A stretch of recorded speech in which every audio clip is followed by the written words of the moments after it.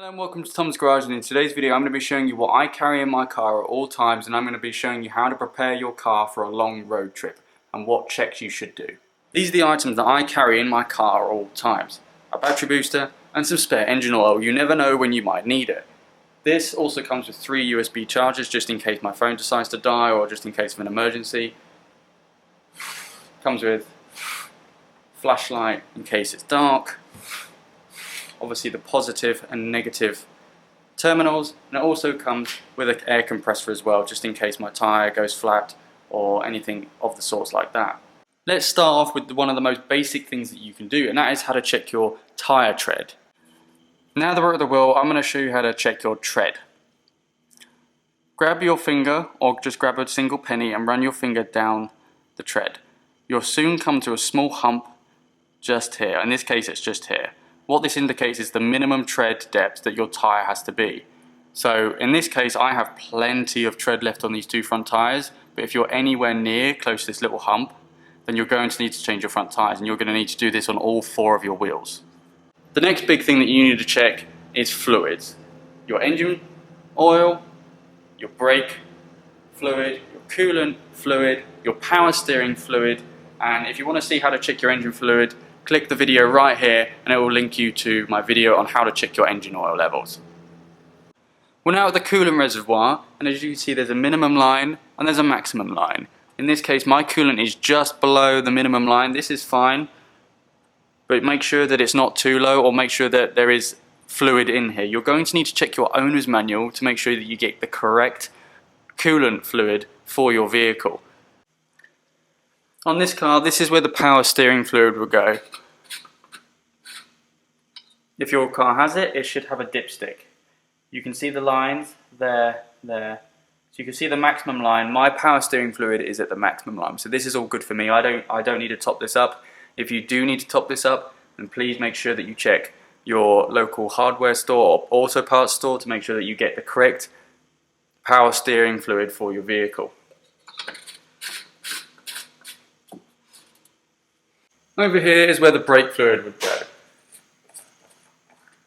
Just make sure, in this case, this cover is completely covering up the brake fluid. You can go ahead and take all of this off if need be to check your fluid, but in this case I'm just going to wiggle mine around and I can see that mine's at the top level of here. Make sure that you do have enough brake fluid in your reservoir. Another thing you might want to consider checking on is your timing belts. And what are your timing belts? Well, they're located at the front of the engine, and in this case on this Volkswagen they are located here. Just make sure that they are not deteriorated, they do not have any cracks on them, and just make sure that if you are checking them, make sure that the engine is not running and they have enough tension on them. Make sure that they have tension, they're not loose at all, and if they do have any deterioration on them, make sure that you go and get them changed, or check your service manual to see when your timing belts will need to be changed. The other thing that you might consider wanting to check is your engine air filter. In this case it's located on the passenger side of the vehicle of this Volkswagen Passat. If you want to check out how to clean your engine air filter, then go click here and check out my video on how to clean and replace your engine air filter. If you want to be even more thorough with your checking, you can go ahead and check your brakes. This accounts for all 4 brakes as well. In this case on my car I have 4 disc brakes, and one of the checks that you can do is simply run your finger up the disc and make sure there's no grooves. If there is grooves in there, it means you have uneven brake wear. This can affect your braking dramatically, and it can cause warped discs. You're going to want to go ahead and make sure that there is no grooves, and if there is, then I would go and get your brakes checked out or even get them changed. If you want to go even further, and once you've checked your brake discs here, you can also check your brake pads, which are located here. As you can see, I have plenty of meat still left on these brake pads as I changed them not too long ago. This part here that makes contact with the brake disc itself, if it is running low or running towards this bracket here that holds part of the pad on, then what you're going to need to do is make sure that you go and get your brakes changed or your brake pads replaced. If your rotors, your brake discs are in good condition, then you're going to need, and you're running low on your brake pads, then you're going to need to get them changed. Be sure to do this on all 4 wheels if you want to. It's entirely up to you, but I do suggest you doing it on all 4 wheels. If you're wondering how I took the wheel off, then please check the link in the description or simply click on the screen right here and you'll see my video on how to take off your wheel and put on your wheel. The next thing that you're going to want to do, and the thing that might be overlooked, is check your lights. Make sure that your indicators are working, make sure that your marker lights are working, fog lights, headlights and your rear lights. Make sure also to test the brake and possibly have somebody behind the car to make sure that when you press the brake pedal that the brakes work. So let's go ahead and check them now.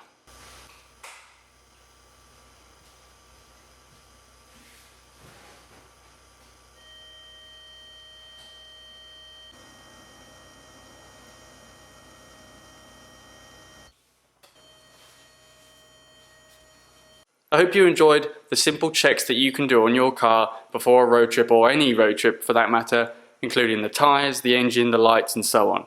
If you have any suggestions, please leave them in the comments below. If you like the video, please make sure to hit that like button just down below. And be sure to subscribe for more videos like this in the future. Have a good day. If you like the video, please go ahead and click the bell button next to the subscribe button so you can keep updated with all my future videos.